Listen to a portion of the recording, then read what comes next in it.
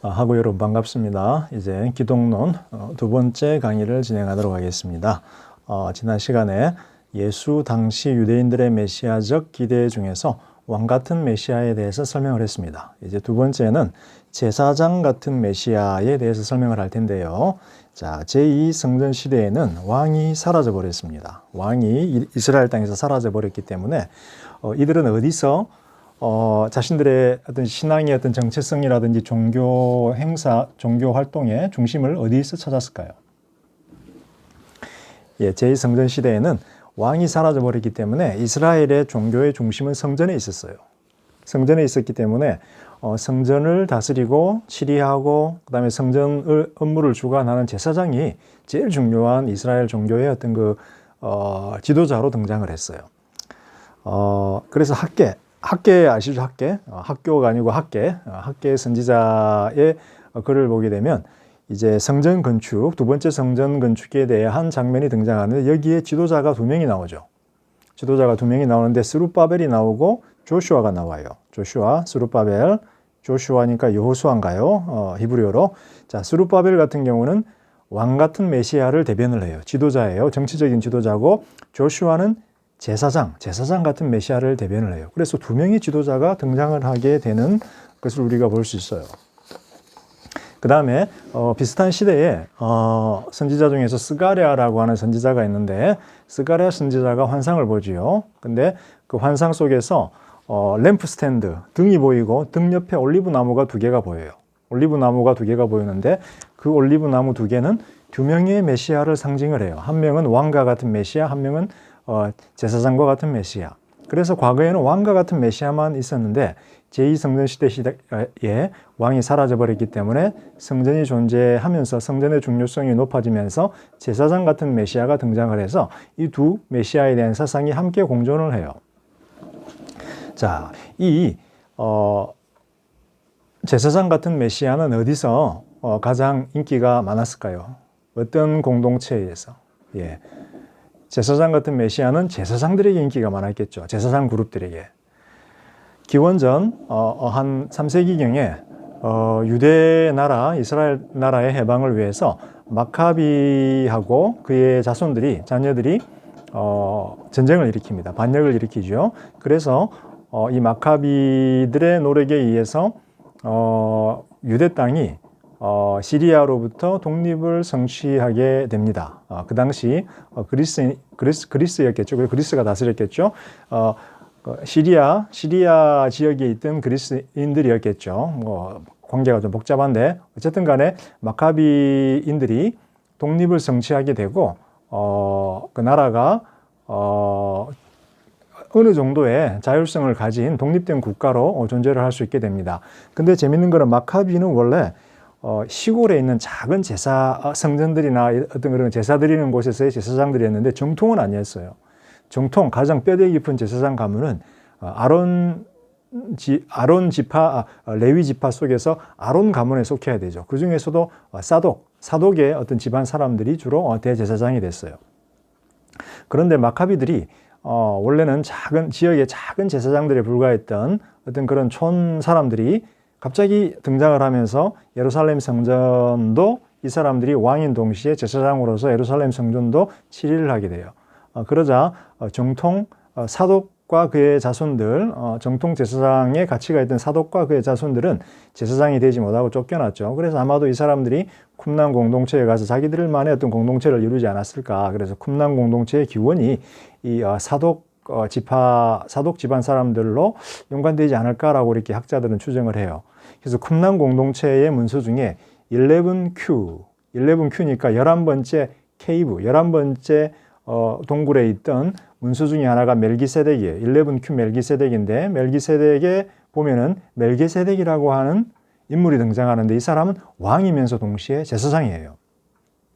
여러분 창세기 보면 아브라함이 포로로 잡혀간 롯을 쫓아가서 거기 이방 왕들을 이기고 돌아오다가 멜기세덱을 만나서 11조를 드리는 장면이 있죠. 멜기세덱은 신비한 존재예요. 막 시작도 끝도 없고 누군지 몰라요. 근데 아브라함이 11조를 멜기세덱에 바쳤다라는 것은 무언가 굉장히 위대한 인물이라는 거예요. 아브라함보다도. 그런데 멜기세덱은 거기서 평화의 왕, 멜 왕이고 세덱은 평화니까 평화의 왕인데 재밌는 거는 11Q 멜기세덱 쿰남 공동체의 문서에서 제사장으로 등장을 한다라는 거예요. 제사장으로 왕이면서 제사장. 그래서 시편 110편에 보면은 잠깐 그 내용이 멜기세덱에 대한 내용이 나오는데 거기서도 멜기세덱이 왕이면서 제사장으로 등장을 해요. 그런데 쿰남 공동체는 이 신적인 왕이면서 신적인 제사장인 멜기세덱을 천사장 마이클로 그 아이덴티파이해요. 마이클로 인식을 하게 돼요. 그런데 기독교에서는 조금 다르게 생각하죠, 그죠? 자, 먼저 1차적으로 제사장적인 메시아는 예수님에게 적용하기 쉬웠을까요? 쉽지 않았을까요? 일단 원칙적으로는 불가능하죠. 왜냐하면 예수님은 레위 지파가 아니고 유다 지파 출신이기 때문에 왕의 자손이지 제사장의 자손이 아니거든요. 그런데 히브리서에서는 예수님이 왕인 동시에 제사장으로 등장을 하죠. 어떻게? 레위 지파를 따르는 인간적인 제사장이 아니라 멜기세덱의 반차를 따르는, 하늘에 있는 멜기세덱의 반차를 따르는 영원한 제사장으로 예수님이 이해가 돼요. 그래서 히브리서의 경우는 예수님을 제사장 같은 메시아로 이해하고 있다. 그렇지만 복음서에서는 일반적인 측면에서 볼 때는 예수님은 제사장적인 메시아로 묘사가 되지 않는다. 자, 그 다음 세 번째. 유대인들의 메시아 사상에는 선지자와 같은 메시아가 존재를 해요. 선지자 같은 메시아. 자, 유대인들의 영웅들 중에서 가장 권위가 있는 사람은 아브라함이기도 하지만 아브라함보다도 더 중요한 사람은 또 모세예요. 아브라함은 이스라엘 사람들의 기원이기 때문에 중요하지만 모세는 또 율법을 가져온 선지자이기 때문에 그리고 출애굽을 실행시킨 선지자이기 때문에 가장 위대한 선지자로 이스라엘의 역사에서 기록이 되고 있어요. 근데 모세가 죽기 전에 우리 신명기 18장 15절 18절에 보게 되면 모세가 예언을 하지요. 하나님께서 종말의 때에 나와 같은 선지자를 다시 일으키실 것이다. 그때 너희들은 어떻게 하라? 그의 말씀을 듣고 순종해라 라고 나오죠. 그런데 이후에 시간이 지나서 다른 선지자가 등장을 하죠. 엘리야가 등장을 해요. 엘리야가. 그런데 엘리야가 보면 모세가 했던 일들을 행하고 모세가 했던 기적들을 행하고 더 많은 기적들을 행하면서 동시에 율법으로 사람들의 관심을 하나님의 백성을 관심을 돌리지요. 그래서 유대인들의 사상에서 엘리야는 바로 그 모세가 예언했던 그 선지자 혹은 제2의 모세로 엘리야가 이해가 많이 돼요. 그런데 여전히 말라기 4장 5절에 보게 되면 말라기 4장 4절 5절에 보게 되면 재밌는 표현이 등장을 하는데 엘리야가 이미 왔는데 어떻게 됐나요? 하늘 올라갈 줄 죽음을 경험하지 않고 근데 말라기 4장 4절 5절에 보게 되면 종말의 때에 엘리야가 다시 온다라고 얘기해요. 엘리야가 다시 와서 뭘 할까요? 모세의 율법에다가 사람들의 관심을 되돌리고 율법을 견고히 할 것이다라는 거예요. 그러니까 이게 지금 아직 모세와 같은 그 선지자가 다시 왔다 안 왔다 엘리야를 통해서 오지 않았다. 모세와 같은 선지자가 나중에 올 건데 이 모세와 같은 선지자는 종말에 올 엘리야다. 그러니까 모세가 왔었고 엘리야가 왔었는데 종말의 때에 모세와 같은 선지자가 올 텐데 그 선지자는 바로 이 엘리야가 다시 종말의 때에 오는 거다라고 유대인들이 이해를 하는 거예요. 그 다음에 이사야서 61장 1절 2절에 보면 거기에도 종말의 선지자가 등장을 하는데 한번 펴볼까요? 이사야서 61장 1절 2절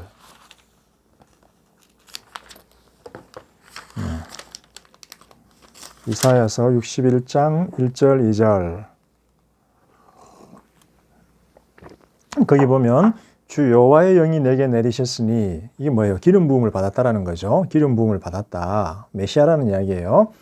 여호와께서 내게 기름을 부으사 가난한 자들에게 아름다운 소식을 마음이 상한 자에게 고치고 포로된 자에게 자유를 갇힌 자에게 노임을 여호와의 선포의 해와 우리 하나님의 보복의 날을 선포하여 모든 슬픈 자를 위로하라. 종말의 선지자가 이사야에 따르면 종말에 나타날 선지자가 행할 어떤 그런 사역이 기억이 되고 있어요. 이거 어디에 나오죠? 이 본문? 누가복음 4장에 보면 예수님께서 회당에서 처음 설교를 하면서 이 본문을 인용을 하시면서 너희들의 귀에 이 본문 말씀이 성취되었다라고 이야기하세요. 한편으로는 뭐라는 거예요? 예수님이 종말에 때에 나타날 선지자의 역할로 이사야가 예언한 혹은 모세가 예언한 그 종말의 선지자의 역할로 자기 자신을 좀 뭐랄까 묘사하고 있다라는 거예요.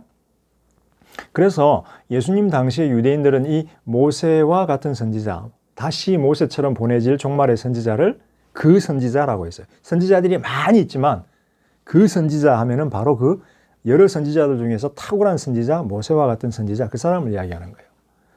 어떤 측면에서 예수님은 이 그 선지자라고 하는 호칭을 어느 정도는 수용을 하셨어요. 어느 정도는 수용을 하셨어요. 아까 이사야서 61장 1, 2절을 자신의 사역 시작할 때 인용을 하셨고, 그 다음에 누가복음 13장 33절에도 보면은 재미있는 표현이 등장을 하는데, 누가복음 13장 33절에 보면 예수님이 이렇게 말하죠.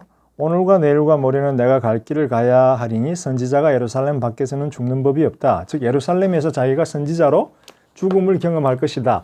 선지자로서의 자기의 고난과 죽음을 누가복음 13장 33절에서 인정을 하고 있는 것 같아요. 그래서 어느 정도 그 선지자의 역할을 예수님이 감당을 하고 있다라고 하는 것을 우리가 받아들이고 있다, 수용하고 있다라고 하는 것을 우리가 인정을 할 수 있어요.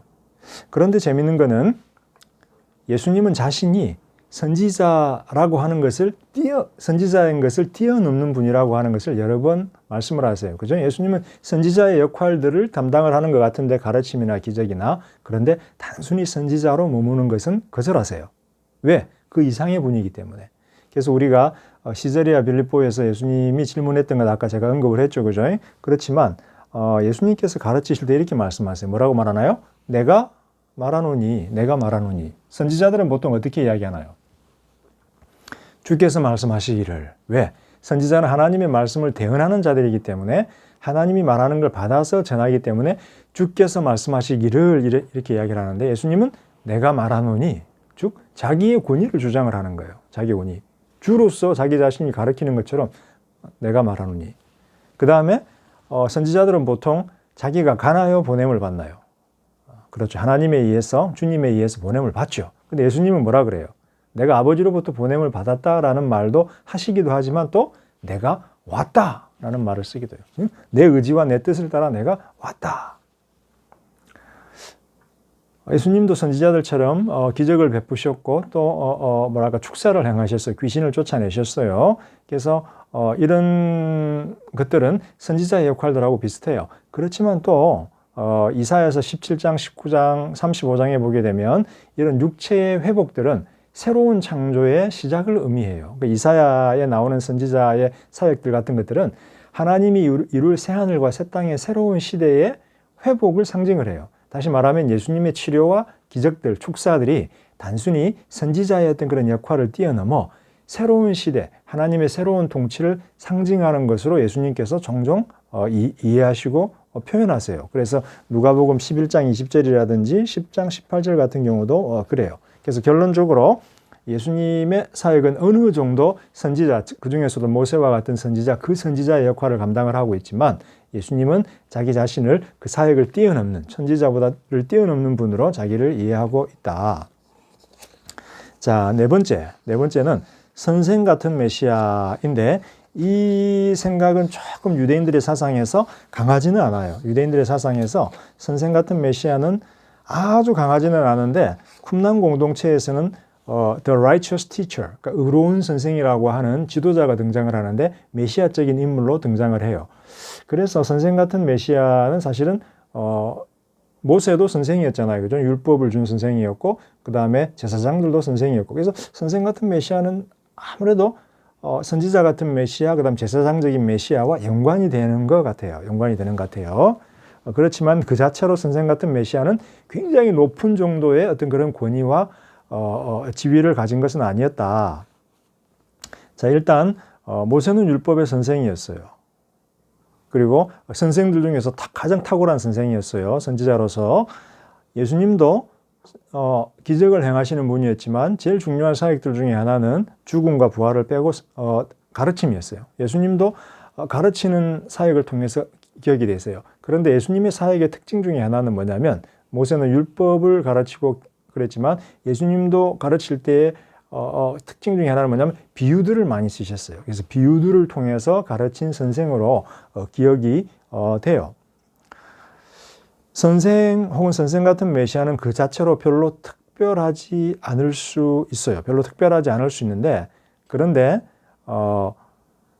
예수님의 가르침에 동반된 예수님이 가르침 속에는 특별한 것이 있어요. 그건 뭐냐면 사람들이 마가복음 1장 27절이나 6장 2절에 보게 되면, 그리고 11장 28절에 보게 되면 예수님이 뭔가를 가르치는데 사람들이 뭘 느끼냐면 특별한 권위와 능력이 거기서 흘러나온다라고 느껴요. 그래서 자기들이 말씀을 듣는 서기관들, 제사장들과 다른 특별한 권위가 예수님으로부터 온다라고 사람들이 느껴요. 그 다음에 선생으로서의 예수님의 권위는 보면 일반적인 선생들의 권위를 뛰어넘고 그들의 권위와 달라요. 예를 들어서 서기관들이나 다른 선생들은, 바리새인들은 모세가 가르치기를, 혹은 선지자 누구누구가 가르치기를, 혹은 뭐 율법서에 어떻게 쓰여져 있기를, 뭐 이런 식으로 과거의 권위를 인용하면서 그 권위에 의존하면서 자신들의 권위를 주장을 하는데, 예수님은 과거의 권위에 의존하지 않아요. 내가 말하노니 내가 가르치노니. 심지어는 율법과 모세까지도 예수님이 바꿔버리세요. 모세는 이렇게 말했지만, 율법에는 이렇게 기록되어 있지만 나는 너희들에게 말하노니, 예수님의 권위가 율법의 권위, 모세의 권위를 뛰어넘는 특별한 권위, 하나님만이 할 수 있잖아요. 하나님이 주신 율법이고 하나님이 보낸 선지자 모세인데 그들을 뛰어넘어서 말씀을 하실 수 있다는 것은 그의 가르침의 권위 속에 신적인 권위, 하나님의 권위가 들어가 있다는 거죠. 특별한 권위. 물론 예수님은 자신을 하나님의 대변자로 보고 있어요. 마가복음 9장 37절, 하나님이 자신을 보내셨고 선지자들처럼 자신도 하나님의 의도와 뜻과 말씀을, 메시지를 전달하는 분으로 자신을 이해하고 있어요. 그리고 예수님은 하나님의 지혜가 종말론적으로 계시가 될 텐데 자신이 바로 그 하나님의 종말론적인 지혜의 계시다. 누가복음 7장 31절, 35절, 그리고 10장 21절, 22절에서 이야기를 해요. 그래서 어느 정도 예수님은 선지자로서의 어떤 역할, 선지자와 같은 메시아로서의 역할, 그리고 선생 같은 메시아로서의 역할을 하지만 그럼에도 불구하고 예수님은 거기에 머물지 않고 그 이상을 항상 예수님은 보여주신다. 그죠? 그래서 제가 생각하고 있는 본문 중에 하나는 뭐냐면 마가복음 12장 1에서 10절인데, 마가복음 12장 1에서 10절인데 이 비유는 포도원지기의 비유라고, 포도원지기의 포도원 비유라고 하나요? 아니면 포도원 비유라고 불리나요? vineyard, the parable of vineyard인데 포도원 비유인데 영어로 하게 되면 한글로는 어떻게 번역이 됐는지 모르겠는데, 마가복음 12장 1에서 10절을 보게 되면 예수님이 뭐라고 가르치시나요? 포도원의 주인이 포도원을 사람들에게 세를 내주고 이제 때가 돼서 추수할 때가 돼서 이제 거두어야 될 때가 오죠. 그래서 사람들이 주인이 종을 보내서 그 세를 든 사람들에게 수확의 일부를 주인에게 보내라라고 이야기를 하죠. 그런데 그 세를 낸 사람들이 어떻게 하나요? 이 종을 때려서 보내죠. 또 보내죠. 주인이 종을 두 번째 종 때려서 보내죠. 세 번째 또 보내죠. 때려서 보내죠. 이제 주인이 뭐라고 하나요? 이제 내가 종들을 말고 내 아들을 보내야 되겠다. 내 아들을 보내면 이 사람들이 뭔가 좀 다르게 행동하겠지. 그래서 마침내 주인이 아들을 보냅니다. 그런데 아들을 본 세입자들이 어떻게 하나요? 이 사람이 상속자니까 얘를 죽이면 이 포도원이 우리께 돼 하면서 그 상속자를 죽이게 되죠. 이 비유를 통해서 예수님이 무슨 말씀을 하시나요? 너희 유대인들은, 너희 조상들도 그렇고 너희들도 그렇고 이 주인, 즉 주인이 상징하는 하나님이 자신의 종들을 보내었을 때, 종들은 누군가요? 선지자들이죠. 하나님이 선지자들을, 자신의 종들을 보내서 너희들에게 경고를 했는데 너희는 다 선지자들을 때렸고 핍박했고 괴롭혔다라는 거죠. 그래서 마침내 아들을 보냈는데, 누군가요? 예수 아들을 보냈는데 너희가 어떻게 한다? 죽인다라는 거죠. 죽인다라는 거죠. 예수님은 자신의 죽음을 거기서 보고 있고 아들로서의 죽음을 미리 예견을 하고 계시는 거죠. 근데 여기서 중요한 거는 뭐냐면 예수님이 스스로를 하나님의 아들로 인식을 하고 있고 선지자들을 종들로 인식을 하고 있으면서 선지자들은 종으로서 하나님을 섬겼지만 자신은 아들로서 하나님을 섬겼다. 히브리서 1장에도 나오죠. 1장, 2장에도. 그래서 선지자들하고 예수님의 관계는 어떻다? 예수님이 선지자들처럼 하나님의 말씀을 대언하고 똑같이 기적도 베풀고 가르침도 전하지만 선지자들은 하나님의 종인 반면에 자신 하나님의 아들이다라는 거죠. 신분적인 지위의 차이가 있다라고 하는 거죠. 이게 굉장히 중요합니다. 하나님의 아들됨. 자, 이스라엘의 유대인들의 메시아적 사상에 대해서 살펴보았는데 하나가 더 있어요. 그거는 뭐냐면 인자예요. 인자, 숙자, 영자, 말자, 그런 공자, 맹자 그런 인자가 아니고 인자니까 사람 인자의 아들 자자, 사람의 아들 같은 분. 언뜻 들으면 어때요? 인자. 언뜻 들으면 사람의 아들이니까 사람을 의미하는 것 같고 인간을 의미하는 것 같죠. 그런데 그 반대예요. 여태까지 유대인들의 메시아 사상에서 왕과 같은 메시아, 선지자 같은 메시아, 제사장 같은 메시아, 그 다음 특별한 선생 같은 메시아, 이 네 부분의 메시아들은 신적인 존재들인가요? 인간적인 존재들인가요? 인간적인 존재들이에요. 이 네 메시아적 존재들은 그 기원이 땅에 있어요. 하늘이 아니고. 인간들 중에서 굉장히 높아지는 거예요. 그런데 마지막 다섯 번째 인자, 이분은 언뜻 들으면 사람의 아들이니까 땅에서 기원한 것 같은데, 근데 이 다섯 번째 분은 땅에서 온 분이 아니라 하늘로부터 오는 거예요. 하늘로부터 구름 타고. 그래서 이 인자의 개념이 언뜻 들을 때는 예수님의 인성을 의미하는 것 같고, 이레니우스가 이야기했던 것처럼 언뜻 들을 때는 사람의 아들인 것 같고 평범해 보이지만 사실은 유대인들의 전통에서 신적인 메시아를 의미하는 제일 중요한 개념들 중에 하나예요. 그래서 이 부분에 대해서는 잠깐 쉬었다가, 지금 시간이 또 좀 애매하니까 이 비디오를 잠깐 여기서 멈추고 잠깐 쉬었다가 다음 예수님 자신의 평가와 고백과 함께 우리가 살펴보도록 할게요. 여러분 잠깐 10분 쉬고 다시 만나도록 하겠습니다.